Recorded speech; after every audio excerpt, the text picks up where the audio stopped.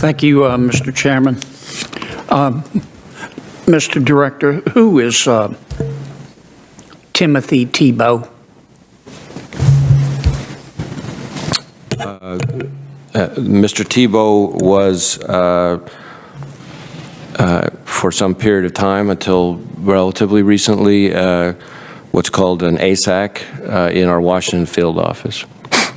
He was the Assistant Special Agent in charge? That's what ASAC stands for. There's a whole number of them in the Washington field office. The structure is there's at the head of the office, and then there's SACs, and then the next level down, there's the level that he was at. And he has or had been with the FBI about 25 years. Is that right? Well, now you're testing my knowledge a little bit. Okay. He was a powerful guy. Is that correct? I'm sorry? He was a powerful guy. Is that correct? Well, I don't know that I would use that description. Okay. He had no power? I think every law enforcement agent in the FBI with the responsibilities they're entrusted with has significant power. Okay. Did he work on the President Trump Russian collusion investigation?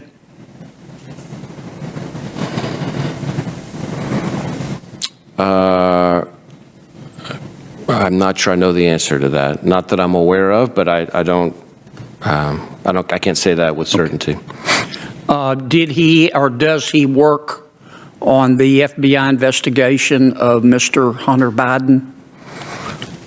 So the investigation that you're referring to, and I have to be a little bit careful because we're talking about an ongoing investigation, is being run out of our Baltimore field office, working with the Delaware U.S. Attorney, who's a holdover from the prior administration. So I'm confused, Chris, with your answer. Did he work or does he work on the Hunter Biden investigation? As I said, the Hunter Biden investigation is being run out of the Baltimore field office.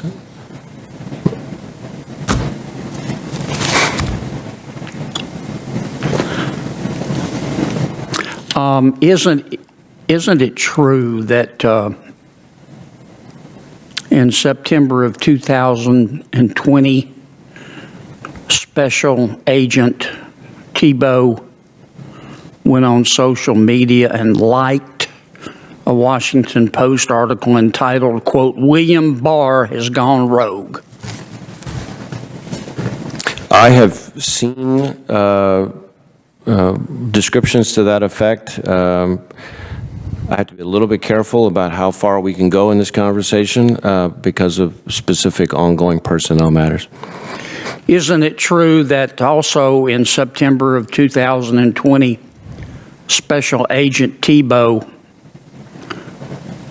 went on social media and posted a Washington Post article entitled, quote, "Why the Michael Flynn case still matters"? A similar answer to the one I gave before.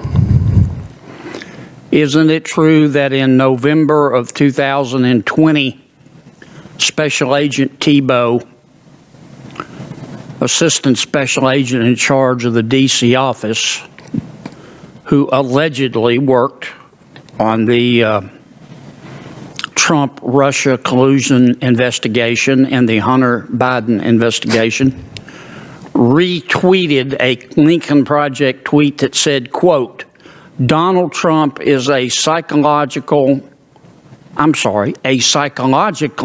broken, embittered, and deeply unhappy man"? Again, I've seen descriptions of posts, and I'm really trying to be very careful not to get in the way of any ongoing personnel matters. Isn't it also true that in January of 2001, in response to Alabama Senator Tommy Tuberville's election to the United States Senate from Alabama, of course,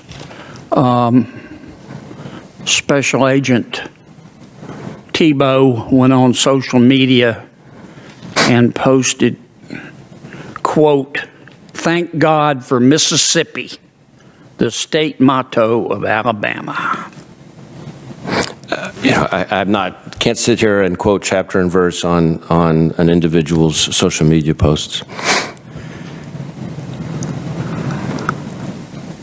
Isn't it also true that in June of 2020, Special Agent in Charge Tebow, a 25-year veteran of the agency, tweeted to Congresswoman Liz Cheney, quote, "Your dad was a disgrace"? Again, I've seen descriptions to that effect, but I'm going to have to be very careful not to interfere with any kind of ongoing person. And last month, didn't Agent Tebow go on media and tweet, quote, "Can we give Kentucky to the Russian Federation"? Again, same answer that I've given before. All right. Isn't it true that Mr. Tebow, Agent Tebow, excuse me, and FBI Supervisory Intelligence Analyst Brian Otan covered up derogatory information about Mr. Hunter Biden while working for the FBI? Well, again, I want to be very careful not to interfere with ongoing personnel matters. I should say that when I read the letter that describes the kinds of things that you're talking about, I found it deeply troubling. And It is troubling. And it is totally... And it's not about their political beliefs. Right. It's not about their political beliefs.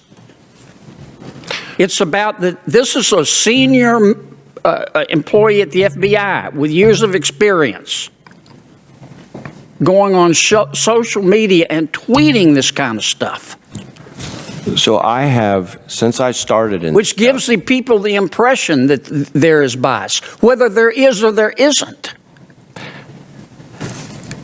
I feel very strongly, and I have communicated consistently since I started as director, that our folks need to make sure that they're not just doing the right thing, that they're doing it in the right way, and that they avoid even the appearance of bias or lack of objectivity. And in fact, one of the things I did, which to my knowledge had never been done before at the FBI, was in 2018, I pulled together and I started at the top, which in my experience, and somebody in law enforcement, it never works that way. I started at the top and I brought the 250 or so very top people in the FBI from one corner of the globe to the other for a full day stand down at Quantico, where the whole focus of the message, and we heard from the Inspector General, we heard from a judge, we heard from the people who enforced the Hatch Act, the whole focus was on the importance of the appearance. But you wouldn't do something like this. This man had been with the FBI for 25 years. He's now on leave.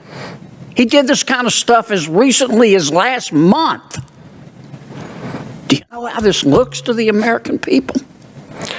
I will tell you that what you're describing is not representative of the FBI that I see up close every day in this country, where I see patriots working their tails off. And I agree with tremendous integrity and objectivity. I agree with that and have said that to you repeatedly. But you're killing yourselves with this stuff. And this investigation needs to be completed on this gentleman, and the results need to be reported to the American people. Thank you, Mr. Chairman. Thanks, Senator Kennedy. Senator Ossoff.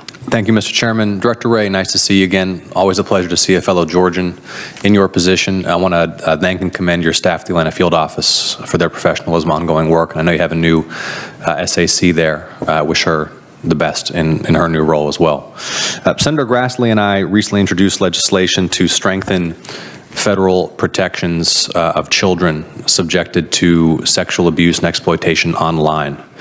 And in fact, the Atlanta Field Office recently issued a warning to Georgia parents and children about an increase in sextortion cases where adult predators pose online, manipulate minors into engaging in sexually explicit activity or posting explicit photos, then extort those children or their families for money.